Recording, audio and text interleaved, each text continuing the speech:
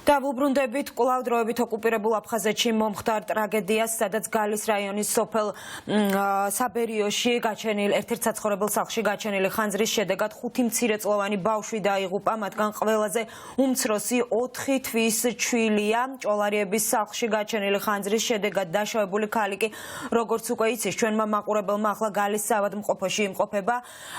ემა გოგოხია გვერდდება თემის დეტალებით პირდაპირ ეთერში. ემა, რა დამატებითი ინფორმაციის მოპოვება შეძელი? საშინელი ტრაგედია მოხდა ოკუპირებული აფხაზეთის სოფელ საბერიოში. სახლში ხანძარს 5 მცირეწლოვანი ბავშვის სიცოცხლე შეეწირა. უბედური შემთხვევის დროს ოჯახში მხოლოდ მოხუცი ბებია იმყოფებოდა, რომელმაც გადაწყვიტა, რომ ბავშვების გასათბობად ღუმელში ცეცხლი დაენთო. მას საწვავი აერია და ნავთის ნაცვლად ღუმელში ბენზინი შეასხა, რამაც გამოიწვია ძლიერი აალება. სწორედ ამ დროს შიშის გამო მას ხელიდან გაუვარდა ჭურჭელი, რომელშიც ბენზინი ესხა და სწორედ ამ ფაქტის გამო ოთახს მთლიანად მოედო ცეცხლი. მანამ სანამ მეზობლები მივიდნენ დასახმარებლად, უკვე სახლი ცეცხლის ალში იყო გახვეული და მეზობლებმა ვერ მოახერხეს მძინარე ბავშვების სახლიდან გამოყვანა, როგორც გითხარით. ხანძარს სახლში ხანძარს უკვე 5 ბავშვის სიცოცხლე შეეწირა. ბებიაც არის დაშავებული, დამწვარი აქვს სახე, თუმცა მის სიცოცხლეს, როგორც ნათესავები ამბობენ, საფრთხე არ ემუქრება. ჯერჯერობით ნათესავებისთვის ნათესავებისთვის არ არის ცნობილი, რომ შეძლებენ თუ არა ისინი სამძიმარზე ოკუპირებულ სოფელში გადასვლას, რადგან იქ გადასასვლელად რუსი სამხედროები და აფხაზეთის მილიცია ითხოვს სპეციალურ სასს, რომელიც რუსული ფსბ-ს მიერ უნდა იყოს დამოწმებული და სწორედ ეხა ოჯახის წევრები ცდილობენ მოიპოვონ ეს სპეციალური საში, რომ ისინი სამძიმარზე ოკუპირებულ სოფელში ოჯახში ჩავიდნენ. 5 ბავშვი დაიწვა. ცეცხლი ხო არ ვიცი როგორ მოხდა, ნავთი ჩაასხეს თუ ბენზინი, მართლა არ ვიცი. და სახლში იყვნენ ამ დროს? ასე ითქვა. ბებია იყო სახლში მარტო. დედა საავადმყოფოში იყო თურმე. ზუგდიდში იყო გადმოსული? კი, ზუგდიდში, რუხში. რა გაიგეთ, რა იცით? რო დაიწვა 5 ბავშვი, მეტი არაფერი.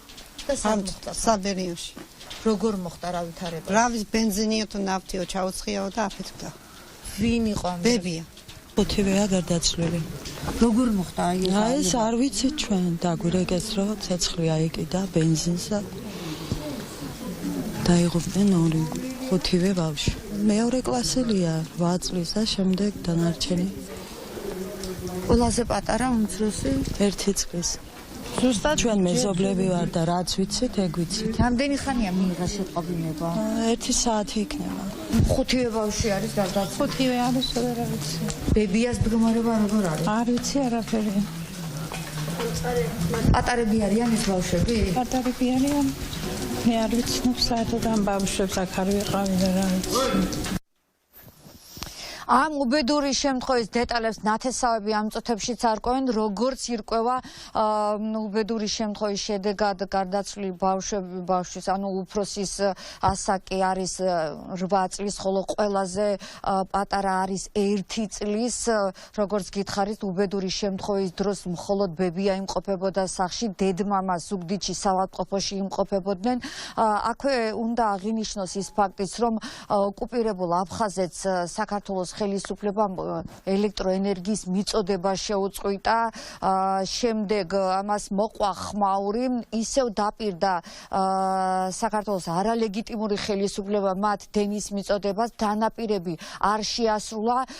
რუსეთმა მხოლოდ 3 დღით მისცა იაფი ელექტროენერგია. ეს იყო 31 პირველი და 2 რიცხვში. 3 რიცხვში უკვე გაუთიშა ელექტროენერგია. ძირითადად ოკუპირებული აფხაზეთის მოსახლეობა გასათბობად ელექტროენერგიას იყენებდნენ და მათ შემდეგ მოუწიათ ფეჩის ღუმელზე, ანუ შეშის ღუმელზე გადასვლამ და სწორედ ერთ-ერთ მიზეზად ამასაც ამბობენ, რომ ეს ღუმელი არ იყო გამართული, თუმცა ძირითადი მიზეზი არის ის, რომ ბებიას აერია საწვავი და შეშის ღუმელში ნავთის ნაცვლად ბენზინი შეასხა.